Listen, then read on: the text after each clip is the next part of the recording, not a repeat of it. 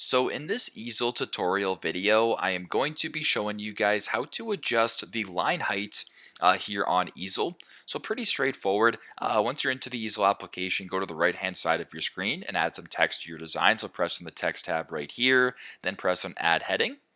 I'll make the heading a little bit larger, the text a little bit larger in font size so it's easier for you guys to see.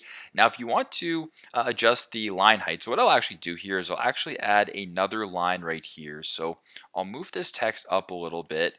I'll add another line right here saying, same thing, heading, just like that. So if you want to make the space in between these two words right here a little bit closer together or further away, simply just press on the text, go to the top to where it says align in space. Then where it says line height, if you were to slide it to the right, you actually make the line height increase. And if you slide it to the left, you make the line height decrease. So pretty straightforward, but that is how you guys can adjust the line height here on easel. Thanks again for watching, and I hope this video helps.